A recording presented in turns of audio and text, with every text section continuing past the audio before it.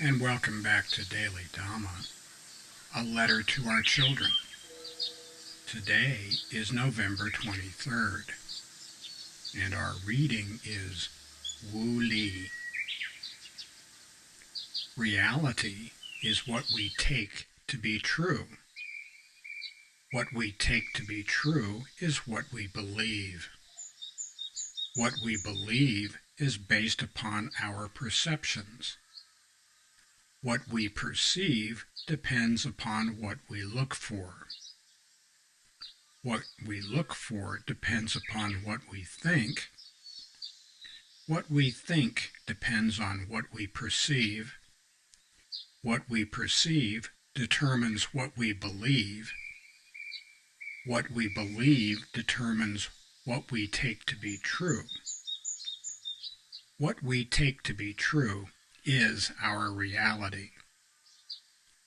And that's Gary Zukav from the Dancing Wu Li Masters, an overview of the new physics. Confirmation bias makes what lies behind our eyes more important than what lies in front of them. We are as happy as we want to be.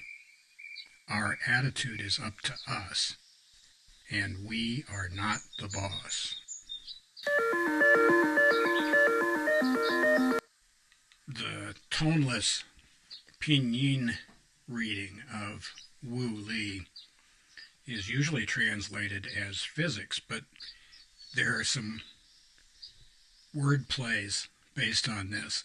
Wu Li, it says on page 33 and 34 of the Dancing Wu Li Masters, Wu Li can also be translated as patterns of organic energy, my way, nonsense, I clutch my ideas, and enlightenment.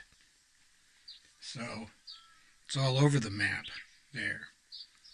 But it goes to make our point that we've made several times, which is that we don't believe what we see what we believe.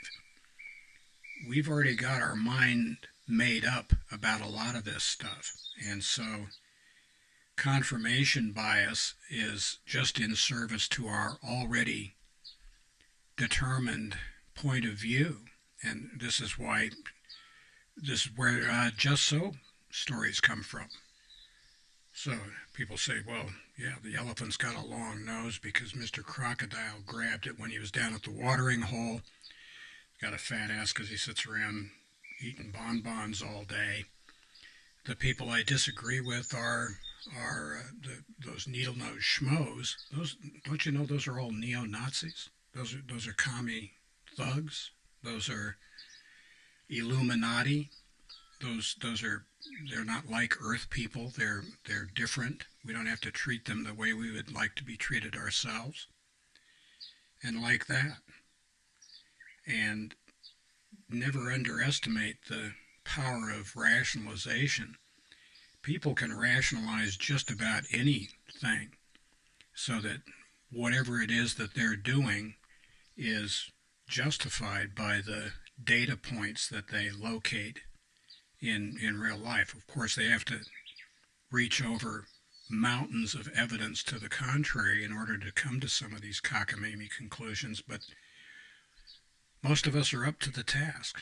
You know, I can wishful thinking. I can interpret anything to make it sound like I'm okay and you suck. And this is not the way things are supposed to go. I also find it very interesting that while the Wu Li Masters is mostly about regular physics, he talks an awful lot about quantum entanglement, in which if you've got an atom over here spinning right and it's entangled with another atom on the other side of the room or the other side of the country or out in outer space, it'll spin the same direction. When you change the one, the other one changes too. And people say, well, that's kind of crazy. As Buddhists, we look at volitional kammic formation, which is we knew it was wrong and we did it anyway, and that this karma has effects that are felt across time and space, and like that.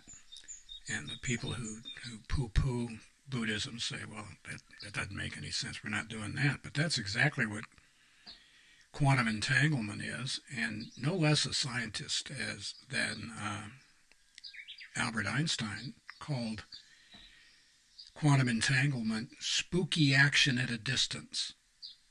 Right with you, Al. So, don't believe everything you think. The noble ones say, not for sure.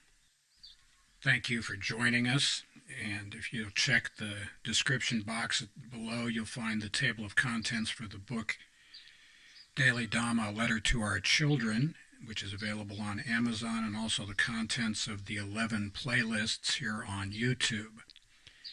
And happy trails to you until we meet again.